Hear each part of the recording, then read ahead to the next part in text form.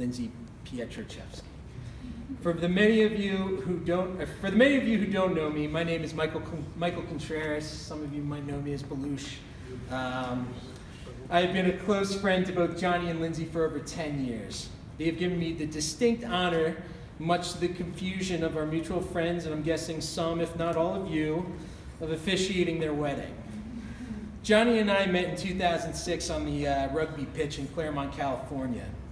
It was one of my first practices with the storied Claremont colleges, and I was eager to make new friends. I was a new guy from Philly. I scoped out the pitch and saw a pair of quick, muscular brothers that were speaking what was to be the most brutally guttural and quick language I had ever heard. I asked a couple of guys who the funny talkers were, and what were they speaking? They're the Jackson brothers. Watch out for them. But what are they speaking? Is it Gaelic? Is it Afrikaans? What is it? The guy just stood there and shrugged his shoulders. He was as lost as I was. I couldn't believe it when I found out. This is true. They were speaking the most romantic language, Spanish. To Jonny and Andy's parents, Brian, a Scotsman, Veronica, a Chilean, you gave birth to two very handsome boys and a beautiful daughter, Bonnie. Yet if a blind man heard them that day, that characterization would be a tough sell. Immediately after I went to that first practice, Jonny and I became very close friends. So close, we were even mistaken as family. If you can believe this, I'm a youthful 34 years old. Really? I'm just 4 years Jonny's senior. All right. Anyway, at rugby practice, the big South African brute, Lloyd Barnard, rucked over and dislocated Jonny's shoulder. Now please, tonight, don't ask him to recreate this, all right? Anyway, we tried, but we couldn't relocate Jonny's dislocated shoulder back into his socket, so I rushed into the ER. Quickly, they brought Jonny in, and I, of course, accompanied him into the room. The doctor arrives, and after analyzing the situation, said that they were going to have to administer narcotics. Jonny was abnormally muscular at the time, or as he would say, swole. That had complicated the traditional ease of adjustment. As I watched over this conversation, the doctor turned to me searching for approval. I just stood there thinking, just drug the kid up. Until he finally asked, "Are you okay with this?" I'm thinking, let's make this kid's day. Get on with it, come on. I kind of just shrugged and nodded. He paused, and he looked at me again. He says, "Well, you're his father, right?" So Jonny broke into crying laughter as the pain from his shoulder, through some cool osmosis, landed on my ego. 5 minutes later, by the way, and I'm not kidding about this, the nurse came in, got Jonny essentially high, and asked me again if the procedure was okay, because after all, I was his father. The first time I met Lindsay, who was attending Scripps College at the time, was unsurprisingly also at the rugby pitch, at a post-game drink-up. You'll get to experience that in some small way tonight. Just whatever you do, don't cheat the boot. Right? Don't ask. But it was at this social I got to meet a petite blonde, initially demure yet funny, certainly smart Scripsy. I cannot recall what we spoke about on our first meeting, but I remember vividly the familiar feeling when speaking with a woman of Scripps College. I was with a woman of letters, wit, and above all, taste. So I guess curious is a nice word, but dumbfounded or perplexed would be more exacting terms when I heard she was there with Jonny. This riddle has still not figured itself out for me, and I imagine some of you. Well, I'm going to sort those details out. Yeah. When I talked to Lindsay initially about this day, she was insistent that she did not want this to feel at all traditional. She tells me that this is creative streak is what she gets has been instilled by her parents, Ann and Bob. This particular detail became a theme in all conversations we had about this wedding. It was clear my duty as their officiant was to remove the chloroform of cliche and make this real and original. Sure, this sounds nice, but I don't think they realize I'm just a beer salesman. It would have been very, very nice, and perhaps save me a bottle of bourbon or two, to have that traditional playbook to guide me. But this is a fun job, because I got to come back to one of my favorite riddles, the untraditional relationship of Jonny and Lindsay. So where we go. It's all coming together. So where to start with the commemoration of the union of these two, but with them? I went ahead and, like a good mid-level manager, put the work on them with a series of questions to uncover the riddle of their love. I asked both Lindsay and Jonny some broad questions. Why get married in general? How do you think of yourselves growing as a couple through marriage? Now I know what you're thinking, here comes the chloroform. But really, knowing Jonny and Lindsay, and you know as well as I do, that because of who they are individually, and as the most unlikely of couples, their answers are ones we are dying to know. I asked Lindsay, why? Oh, why did you say yes to Jonny's proposal? Panther, sorry. Initially she said, I mean, have you seen his bod? I embellish. Okay. But after some details we all know about Jonny, his unbridled passion, steadfast loyalty, and his endearing machismo humor that is refreshingly self-aware, she told a story that illuminated Jonny's best qualities. In an emotional challenge for Lindsay, her exercises in logic were all but exhausted. Overwhelmed and feeling the unbearable weight of the pressures of grad school, she reached the point of near total breakdown and retreat. When she finally turned to Jonny, she expected, quote, major coddling and sympathizing. But instead, she was told by Jonny, rather bluntly, to pick herself up, stop feeling sorry for herself. That she is, quote, a capable, intelligent adult who can handle failure and come back stronger. When I read this, if I didn't know Jonny, I would read his tough guy platitudes. But it didn't read like that at all. For most of us in this room, we all know the special place in Jonny that this kind of insight and advice comes from. For him, passion has some way of transcending logic. In life, as much as sport, it's that underdog, that hungry underdog mentality, that the light at the end of the tunnel isn't another train, it's a way out.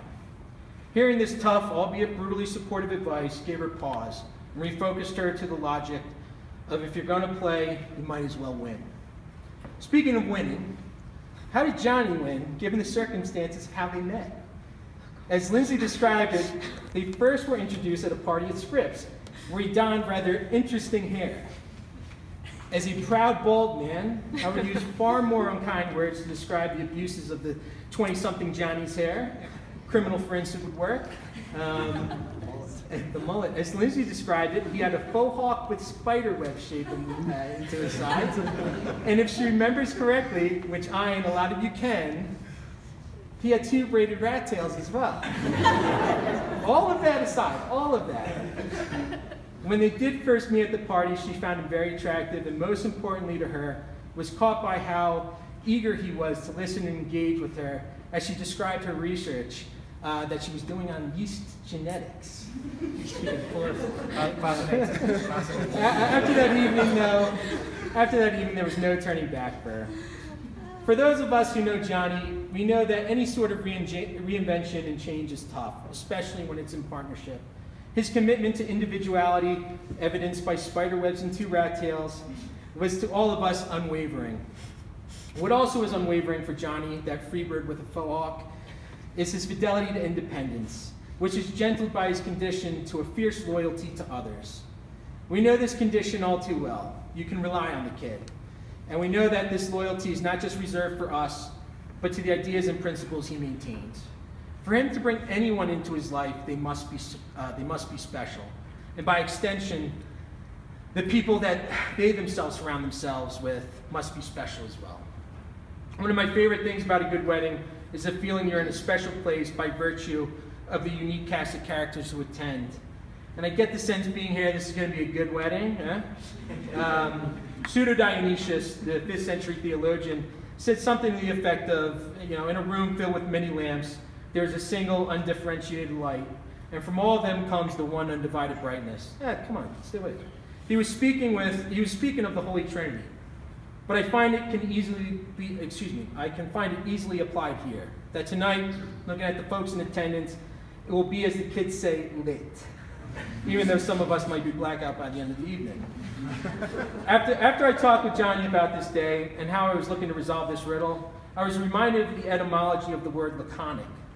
For those of you who are not nearly as obnoxious and pretentious as me, laconic means expressing much in few words, concise. Back in the days of ancient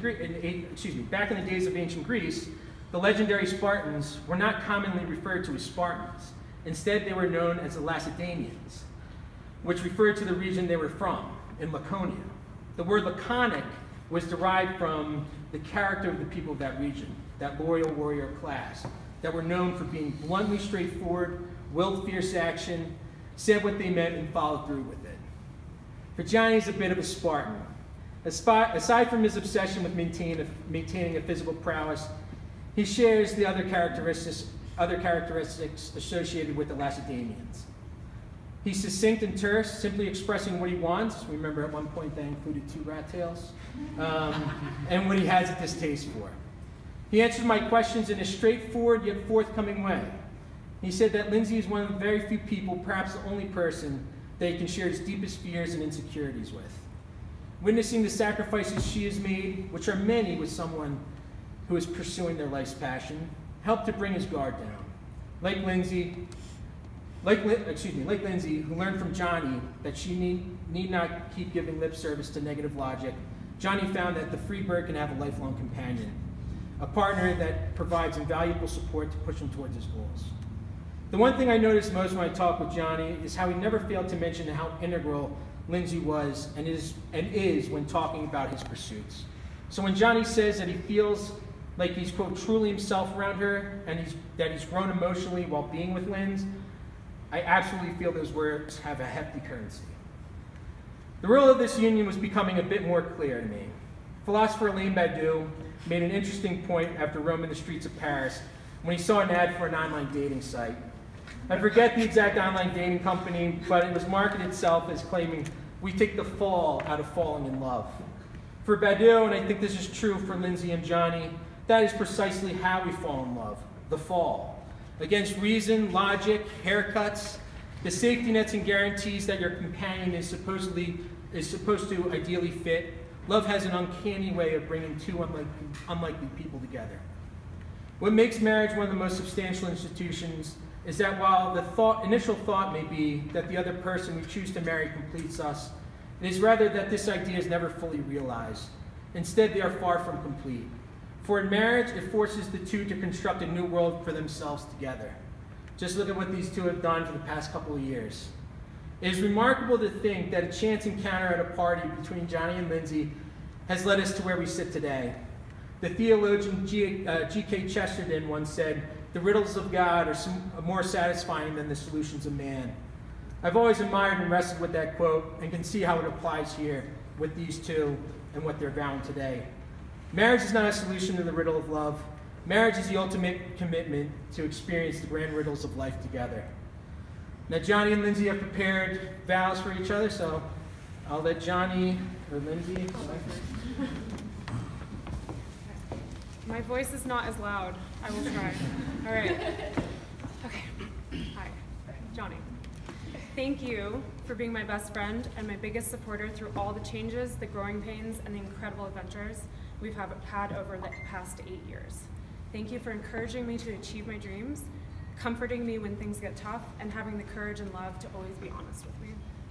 I love you for your passion and drive, your loyalty and commitment, and for always making me laugh when I need it the most, even if I resist a little bit. Yeah. All right, I promise to always treat you as my partner and equal. I'll share in your dreams and challenge you to reach your greatest potential. I promise to be generous with my time, my energy, and my affection. I promise to respect you as your own person and treat your interests, desires, and needs as no less important than my own. I promise to love you even when we're in a bad mood. You're in a bad mood, sorry. Or too tired to do the things that I want to do. I promise to help fill our life with adventure and excitement and fill our home with laughter.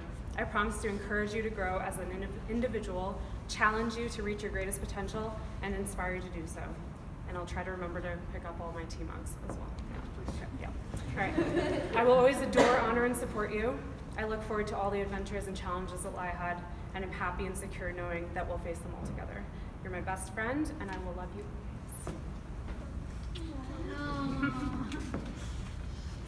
All right, my turn. Lindsay. First of all, let me say that I am the luckiest man alive. I truly am.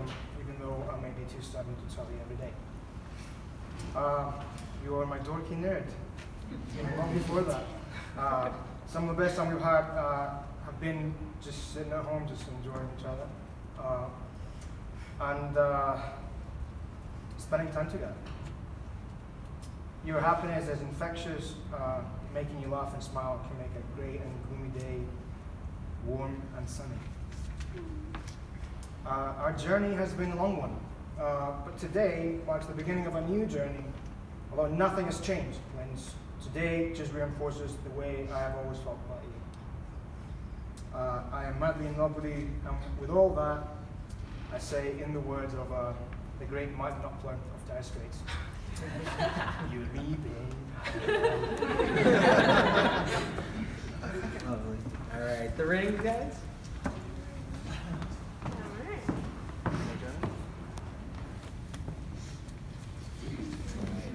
All right, now Johnny, repeat after me.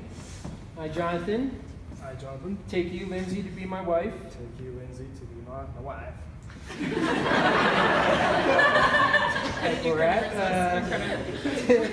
To have and hold from this day forward. To have and hold for this day forward. For better, for worse. For better, for worse. For richer, for poor. For richer, for poor. In sickness and in health. In sickness and in health. Until death do us part. Until death do us apart.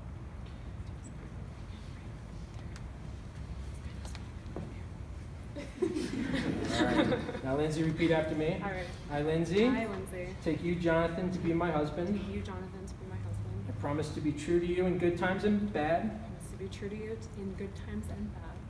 In sickness and in health. In sickness and health. I will love and honor you all the days of my life. I will love and honor you all the days of my life. Jonathan, you may kiss the bride. Oh, sorry. Sorry. Okay, we're good. Good. Sorry. Jonathan, you may kiss the bride.